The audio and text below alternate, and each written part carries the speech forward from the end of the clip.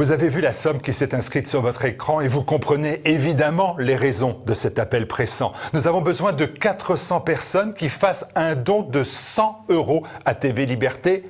Et après réduction fiscale, dans la réalité, le vrai chiffre, c'est 34 €. Cette demande, elle est urgente. Aidez-nous, aidez-nous, maintenant.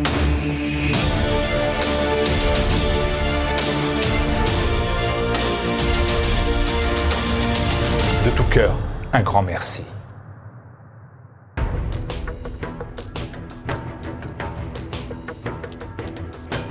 Et pour ce Zoom, je suis très heureux d'accueillir Olivier Baruel. Bonjour Olivier Baruel. Bonjour. Vous êtes journaliste, reporter d'images. On dit JRI dans la profession depuis 20 ans. Vous avez travaillé, alors là j'ai vu ça pour toutes les télévisions françaises, pour toutes, y compris étrangères aussi. J'ai vu RTBF pour nos amis belges ou Al Jazeera pour les autres. Vous appuyant sur un reportage que vous avez réalisé cette fois-ci pour M6 dans le cadre de l'émission d'investigation 66 minutes. Vous avez publié un livre qui ne passe pas inaperçu qui s'intitule « La bombe humaine itinéraire d'une djihadiste ». Alors, avant d'évoquer votre enquête sur Émilie Koenig, la djihadiste française qui est numéro 1 sur la liste des États-Unis, avant de parler d'elle, on va faire, si vous voulez bien, un bref retour en arrière. C'est seulement à partir de 2012 que vous vous intéressez professionnellement à l'islam à travers le portrait d'une autre femme. Elle s'appelle Rachida, mais on est toujours dans cette radicalisation, dans ce sentiment d'intégrisme qui s'impose en France dès 2012. Oui, pour être précis, c'est 2010. Puisque 2012, c'est la bascule, c'est l'affaire Mera, et c'est là où nous qui avons travaillé sur ce sujet avec Rachida, puisque moi j'étais très sensible à son histoire, puisqu'elle subit les agressions incessantes et quotidiennes de ces islamistes radicaux qui ont pris le pouvoir dans son quartier de Collinet, à Meaux. À partir de là, en tant que citoyen et journaliste, ça m'intéresse. Je me dis, il y a une histoire, j'ai envie de la dénoncer. Personne n'en veut. Très clairement, tous les producteurs nous tournent le dos, et voire même, je me fais traiter par des gens avec qui j'ai l'habitude de travailler depuis déjà 10-15 ans, parce que je viens de l'école CAPA, Canal. Je me fais traiter de raciste. Bon, au début, on regarde ça de haut. Mais après, on s'y arrête et on s'y attarde un petit peu plus. La bascule, c'est l'affaire Mera. Le téléphone s'est mis à sonner suite à l'affaire Mera du jour au lendemain, et on a pu partir sur cette enquête. Malheureusement, ça a été extrêmement compliqué, comme je raconte dans le livre, et on n'a pas pu aller au bien de cette histoire, aller à la fin, pardonnez-moi, de cette histoire. Même si j'y suis allé après pour envoyer spécial, mais il ne sortira qu'en 2015. Donc ça aura pris quand même, au lieu de prendre normalement, alors que tout était bouclé, tout était écrit, toutes les scènes, toutes les séquences étaient prêtes à tourner, en fait ça aura pris 5 ans, alors que ça aurait dû prendre une semaine. Voilà. 2015 serait pour envoyer spécial France 2. Oui. Alors, ce qui me surprend dans les premières pages du livre, je vous le dis franchement, c'est que vous êtes, et on le voit bien, et j'allais dire, il n'y a pas besoin de voir votre book, comme on dit, votre livre, pour voir que vous êtes un journaliste chevronné, et donc vous vous intéressez aux gens. Et pourtant, on a l'impression, en vous lisant, que jusqu'en 2012, l'affaire Mera, vous n'avez pas pris conscience de l'importance de l'islam. Et en plus, vous habitez le 9-3, comme on dit, le 93, en plus à Saint-Denis, qui est une ville touchée fortement par l'immigration, et on a l'impression que vous n'aviez rien vu. C'est parce que vous étiez à CAPA Canal+, c'est que... Oui. Ben voilà, j'ai la réponse. Mais oui, très clairement... Moi, Saint-Denis, c'était mon dortoir, si vous voulez. J'y allais, j'y passais mes nuits, c'est tout. Et encore, rarement, puisque lorsqu'on est journaliste comme ça et qu'on travaille plutôt pas mal, on est très sollicité. Sollicité, ça veut dire beaucoup de voyages, énormément d'enquêtes, énormément de travail, donc très peu chez soi finalement. En parallèle, j'avais à cette époque-là monté une première société de production à l'étranger, puis une société de production en France, donc ça me prenait énormément de temps. Tout ça, c'est mis à résonner dans mes oreilles quand je suis parti sur ce sujet, et où là je me suis dit tiens, et si je m'intéressais un peu à ce qui se passait à côté de chez moi, la ville des rois de France. Il est clair, je suis tombé de très haut. Maintenant, attention, il ne faut pas confondre. C'est pas parce que je reste sur cette position en tant que journaliste modéré je ne prononcerai pas le pas d'amalgame, parce que pour moi ça ne veut rien dire, c'est une erreur, c'est une hérésie. En revanche, si vous voulez, moi, beaucoup de mes voisins étaient des Français d'origine arabe musulmans. Ce sont de vrais musulmans. Ce ne sont pas des wahhabites. Il ne faut pas confondre. Donc, je crois que je l'explique bien dans le livre. Maintenant, on le sait, il y a des articles dans le New York Times, des articles dans le Figaro qui sont sortis en 2015. Dans le New York Times, c'était en janvier, le 27 janvier 2016, je crois, où le New York Times, effectivement, dévoile, le Figaro et le Monde dévoilent que les djihadistes ont été financés par l'armée américaine et par la CIA et par la France également. Donc il ne faut pas se tromper.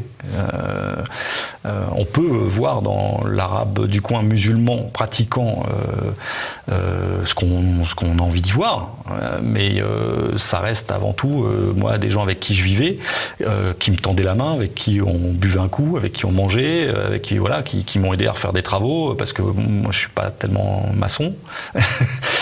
Donc ce sont des gens plutôt ouverts, attentionnés et désireux de vivre ensemble. Alors vous êtes dans le vivre ensemble, vous êtes on voit bien le profil, tout à fait respectable, c'est pas mon sujet. Et alors comment vous prenez d'un seul coup le fait qu'on vous reproche comme vous l'avez dit, en voulant montrer la réalité de l'islamisme, on vous dit vous faites le jeu de l'extrême droite, vous indiquez même qu'en 2012 le mot d'ordre dans les rédactions, c'est de ne pas faire de sujets susceptibles de faire monter le Front National. Oui, c'est ce qui m'a donné énormément de courage et qui m'a pas fait lâcher en fait. Je me suis dit, j'ai pas pu me tromper à ce point-là. Je viens d'une famille, je vais pas raconter ici, exposer ma vie, mais je viens d'une famille de Français travailleurs qui ont travaillé toute leur vie et qui ont des valeurs. Très clairement, avoir un fils qui devient journaliste, waouh, c'est super. Donc, lorsque je travaille pour Canal, lorsque je travaille pour Capa, lorsque je travaille pour des grosses agences comme Tony Comity, comme d'autres agences, on va pas toutes les faire ici, pour moi, je me sens tout à fait libre de faire mon métier. Dans le cadre d'une enquête que j'ai réalisée là très récemment, j'ai appelé tout mon carnet d'adresses de journalistes. Et je leur ai posé une question. Vous sentez-vous libre de faire votre travail de journaliste? 82% me répondent non. Je vous parle de journalistes de mon carnet d'adresses, donc qui est TF1, France 2, Canal, M6, toutes ces grandes chaînes, Arte. Dans les 18% qui me répondent oui, je rajoute une seconde question en disant très bien, vous vous sentez libre, vous sentez-vous libre de tout pouvoir financier, politique, religieux? Et là, on passe de 82 à 92%. Il ne reste plus que 8 journalistes, puisque j'ai interviewé 100 journalistes, qui continuent fortement à croire qu'ils sont libres de faire ce qu'ils veulent. Donc ça veut dire qu'il y a quand même 92% de journalistes qui sont pas trop cons. C'est un peu la conclusion que j'avais aussi par ces termes. Voilà. Donc ce qui m'a amené à l'époque à être outré de ce que j'entendais et des attaques qu'on me portait. Et je me suis dit, c'est pas possible, je ne lâcherai pas.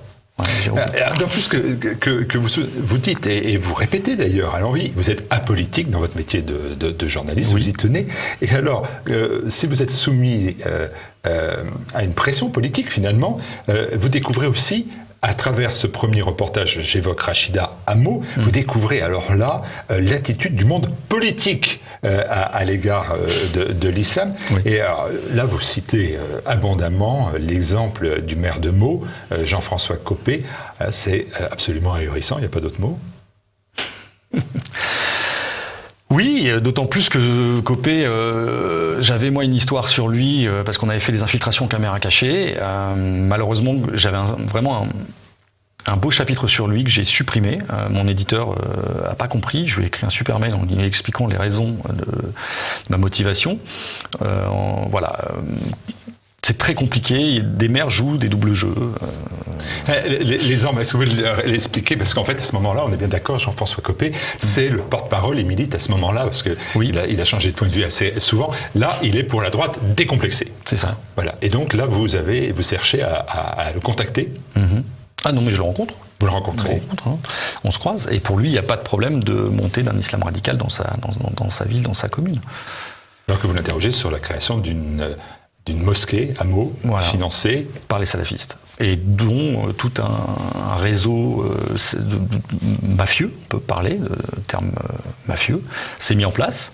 Ça va de la collecte, un peu comme les troncs de la Croix-Rouge que vous trouvez dans votre boulangerie. Donc là, c'est pour la soi-disant construction de la mosquée, jusqu'aux raquettes. Derrière ça, il y a évidemment aussi le trafic qui alimente tout ça. C'est ce que normalement Rachida doit nous expliquer. Et c'est ce que je raconte dans mon livre. Finalement, elle s'est rétractée. Je peux comprendre. Elle était en permanence surveillée par les forces de l'ordre. Il y avait les RG étaient en permanence sur elle. Et s'il se passait quoi que ce soit, ils avaient menacé les salafistes. Ils étaient allés voir les salafistes en leur expliquant que si il se passait quoi que ce soit sur Rachida, ils venaient directement chez eux. Voilà. Donc elle était très très protégée. Mais malgré tout, elle a eu peur, donc je peux le comprendre. Maintenant, elle est élue à la mairie de Meaux. Déjà en français.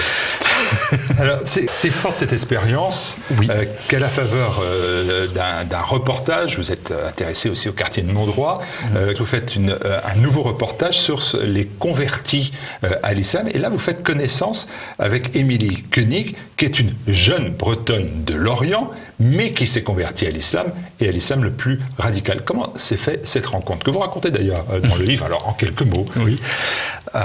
Eh bien, en fait, j'avais gardé tous mes contacts en branle, et j'ai le président du collectif Tchèque Yassine qui m'appelle un jour en me disant j'ai réfléchi à votre proposition, rencontrons-nous. Et là, on se retrouve dans un café, on discute ensemble, il me présente un de ses compagnons, et j'ai toujours comme ligne directrice d'être honnête. Donc, il me demande de me présenter, de raconter mon histoire, donc je ne mens pas. Donc je lui dis que je suis, d'un côté de ma famille, petit-fils de pieds noirs. Parce que parfois ça pose des problèmes, si vous voulez, dans certaines banlieues, parce que certains Arabes pensent encore que, on va pas refaire l'histoire de la guerre d'Algérie, mais bon, quoi qu'il en soit, je lui raconte toute l'histoire. Il s'avère qu'il s'était renseigné sur l'histoire de mon grand-père, puisque mon grand-père n'a quitté l'Algérie qu'en 66, puisqu'il était président des anciens combattants, et il s'était battu pour que les Arabes qui étaient morts au combat, sous l'insigne bleu-blanc-rouge, et bien que leur famille ait les mêmes droits que les Français. Ce qui fait que mon grand-père était absolument protégé. En Algérie, personne n'y touchait.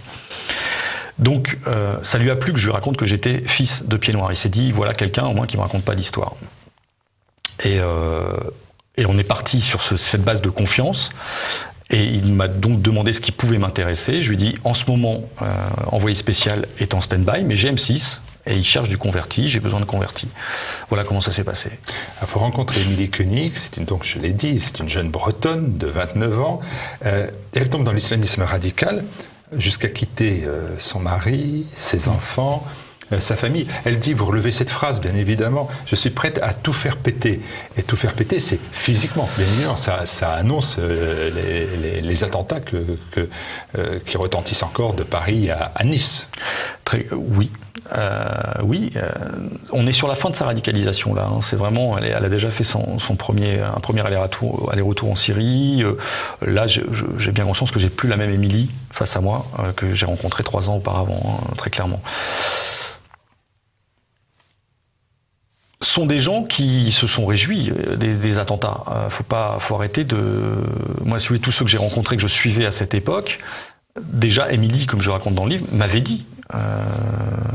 Charb, il lui arrivera quelque chose. Tout ça sont des petits réseaux, ils se connaissent tous, ils ont les mêmes financements, que vous les suiviez en Belgique, où je suis allé, ou comme je raconte dans le livre, à Bourg-en-Bresse ou à Nîmes, tout est lié, c'est un réseau. Donc ils fonctionnent de la même manière. Tous se sont réjouis de ces attentats. Ceux qui vous diront le contraire sont des menteurs. Je suis navré, mais... Pourquoi cette transformation d'Émilie Koenig ? Comment elle le justifie ? Comment on peut tout brûler de son passé pour... Est-ce que c'est religieux ? Est-ce que c'est politique ? Est-ce que c'est fanatique ? Est-ce que c'est maladif ? Il y a un terreau favorable initialement, on va pas se mentir. Parce que là, pas de problème familiaux particulier. Non. une maman plutôt stable avec un boulot, papa gendarme, bon voilà, tout le monde travaille, voilà, il y a des frères, des sœurs, ça se passe bien. Quelques petites difficultés. Elle prétend avoir subi un viol. Bon, ça n'a jamais été très clair. J'ai enquêté, j'ai fait jouer mon réseau là-dessus. J'ai jamais été, voilà, j'ai jamais de certitude sur le fait que cet acte se soit produit. Bon, quoi qu'il en soit, il y a un terreau favorable initialement. Ensuite, on est vraiment, comme je tente de l'expliquer un peu dans le livre, parce que là, ça dépasse mon domaine de compétences, mais on est en pleine guerre cognitive. Et tout ça est financé, comme on l'a précisé tout à l'heure, par des services très costauds, quoi. Ben Laden, c'est la CIA. Enfin, oui, je veux dire, il y a quand même un monsieur à qui je rends hommage aujourd'hui, qui s'appelait Christophe de Ponfilly, qui est mort dans une circonstance absolument étonnante, mais puisqu'on l'a retrouvé suicidé dans la forêt de Rambouillet, de 2 balles dans la tête, je crois. Donc, et qui était spécialiste de l'Afghanistan, qui a écrit énormément de livres et qui a fait énormément de documentaires là-dessus. Combien de temps on va continuer à mentir aux gens ? Et combien de temps les gens vont continuer à se laisser berner ? On met des produits d'épuration dans les cerveaux de nos gamins. À l'époque où je travaillais pour CAPA, j'ai eu l'occasion d'interviewer, parce que je faisais justement un sujet sur le Loft Story, c'était la création du Loft Story. Je ne sais pas si vous vous souvenez de cette émission de télé-réalité qui était la toute première. Hein.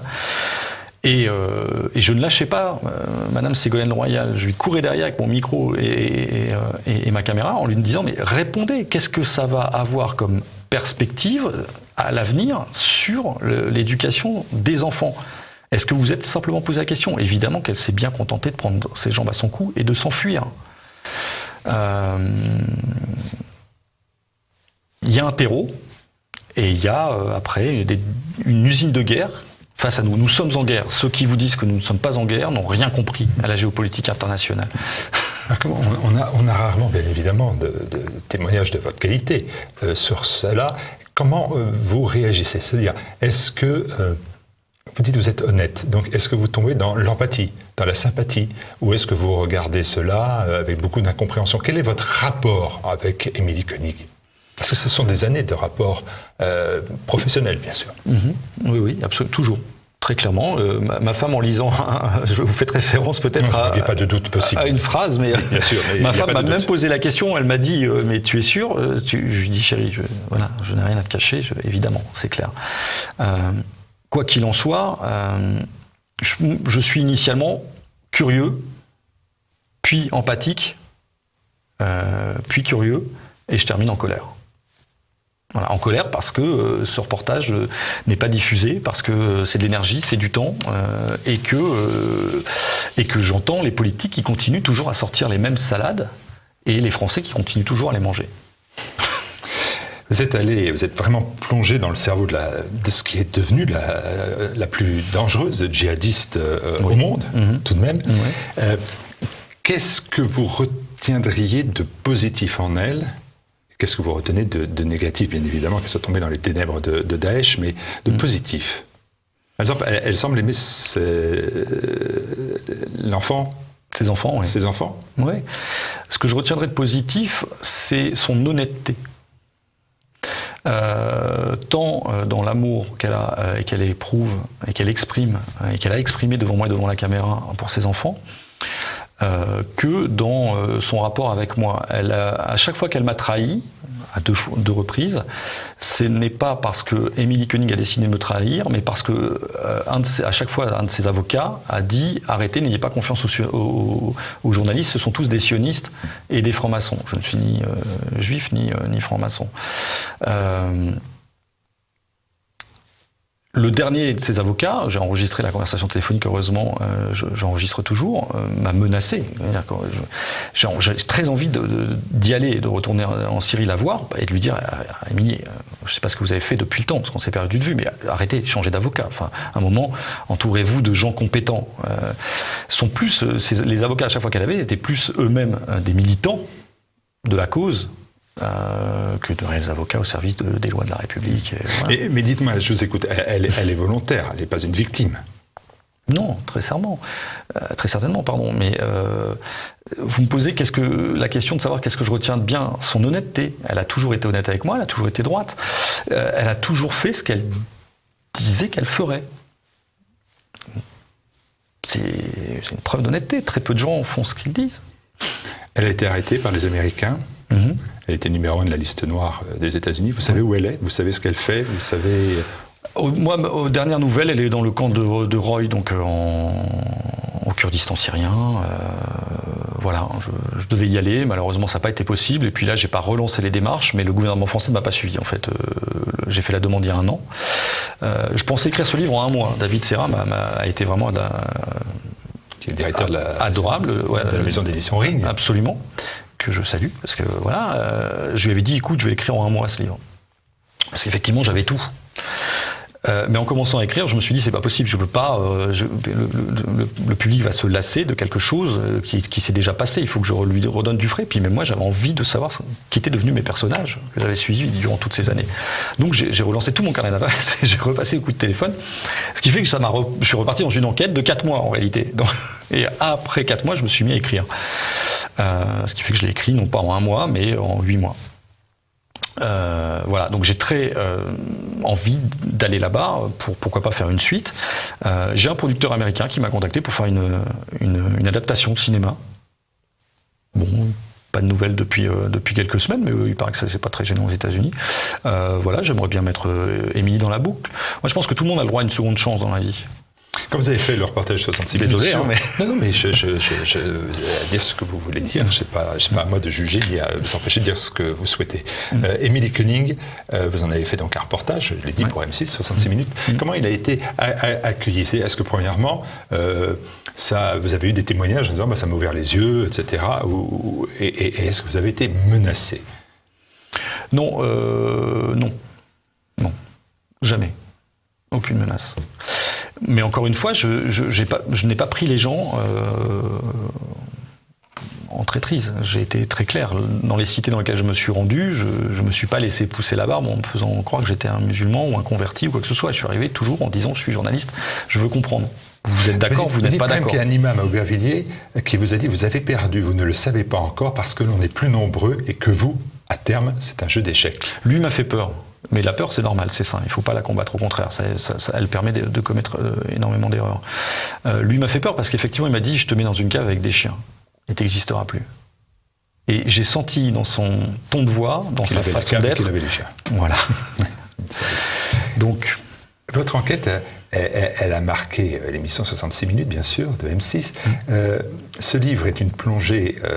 effrayante dans l'islamisme. Est-ce que vous pensez que cela a ouvert les yeux de certains de nos compatriotes qui ne voyaient pas comme vous, finalement, après tout, en 2010, qui étaient encore sur le vivre ensemble, sans vouloir vous être désagréable? Oui, bien sûr. Est-ce que c'était fait pour ça? Oui, très clairement. Moi, je voulais communiquer ce qu'on ne m'a pas laissé communiquer dans le reportage. Non pas parce qu'on m'a censuré, mais plus parce que c'est impossible. La télé, vous le savez très bien, correspond et répond à des formats. Donc voilà, tout est verrouillé. Le livre permet encore justement de raconter et laisser au lecteur l'imaginaire. C'est extraordinaire. Je souhaite à tout le monde d'écrire un livre un jour dans sa vie. C'est vraiment une expérience extraordinaire. Dans des sharing, c'est pas si simple. Mais oui, tous les gens qui ont lu ce livre, dont j'ai connaissance qu'ils l'ont acheté, qu'ils l'ont lu, et avec qui j'ai des échanges, sont bluffés. Oui, c'est effrayant. Moi, je confirme, faut le lire, faut vraiment le lire. Non, c'est gentil. Non, c'est pas gentil en l'occurrence, mais c'est la première fois qu'on a une enquête très poussée, pas sur ce qu'on a vu, sur ce qu'on dit, mais sur ce qu'on a vécu avec quelqu'un qui se révèle être une terroriste. Et ça m'amène à cette dernière question. Il y a actuellement un débat sur le retour des djihadistes et de leurs enfants d'ailleurs en France. Ce sont, on le sait, des centaines de bombes humaines, pour reprendre le titre de votre ouvrage, qui peuvent revenir dans notre pays. Ce terme de bombe humaine, d'ailleurs, qui a été utilisé par le procureur de la République de Paris à l'égard de ces djihadistes. Est-ce que vous pensez, vous, réellement, en ayant vu Émilie Koenig, que si elle revenait en France, on serait en capacité de la déradicaliser? Non, déradicaliser, c'est n'importe quoi. Ça n'existe pas. On déradicalise jamais personne. Déradicaliser, ça permet de faire tourner le business, mais on ne déradicalise pas quelqu'un. Et surtout pas quelqu'un qui est allé si loin. Encore une fois, comme je vous l'ai précisé tout à l'heure, il ne faut pas confondre. Ce sont des gens qui sont influencés, alors qu'ils s'en défendent, par le wahhabisme, et qui ont été financés par le wahhabisme, par l'Arabie Saoudite. Si vous voulez les faire rentrer, il y a une seule question à leur poser. Par rapport à la position de l'État français actuel. On est pour ou on est contre. On a un monsieur qui s'appelle Emmanuel Macron, qui est notre président de la République. Les valeurs de la République sont la laïcité et sont les grandes valeurs de la République, et après chacun fait ce qu'il veut, mais chez lui. La seule et unique question à poser à ces gens que vous voulez les rapatrier, c'est est-ce que vous êtes toujours musulman? Est-ce que vous croyez toujours en Allah, le miséricordieux? C'est tout. S'ils vous répondent oui, vous ne pourrez jamais les déradicaliser. Et s'ils vous répondent non, maintenant que j'ai lancé l'info, ils vous répondront non. Mais les services que je vous dis là, vous doutez bien que ça ne vient pas de moi. Les services savent faire. Encore une fois, nos gouvernants ne les écoutent pas. Voilà, on a des services secrets français qui travaillent extrêmement bien. On les a muselés, on les muselle encore. Il se passe des choses qui sont absolument terribles, dont on ne sait pas, on n'est pas au courant. Mais voilà, ils arrêtent un nombre d'attentats effrayants. Il faudrait peut-être les écouter un petit peu plus. Mais c'est vrai qu'on est plus dans une politique de privatisation que de... Donc on va privatiser probablement les services comme on est en train de privatiser l'armée à terme. Ça sera le sujet d'un second livre. Olivier, méfiez-vous d'Émilie Koenig. Tout le monde me dit de m'en méfier. Alors, je vous le dis, vous n'en êtes pas méfié. Ou si. Si. Cela donne une bombe humaine, itinéraire d'une djihadiste aux éditions Ring. Il faut vraiment lire le livre. On ne va pas dire que c'est très optimiste. C'est la réalité. C'est la réalité, oui. Après, maintenant, voilà, on peut apprendre à décrypter, à savoir... Peut-être se protéger, si vous le permettez, si on a encore un peu de temps. Je veux bien rajouter, dans toute l'histoire de France, n'oublions jamais que toutes les politiques, dans toutes les guerres de France, tous les politiques ont fui la France. Tous.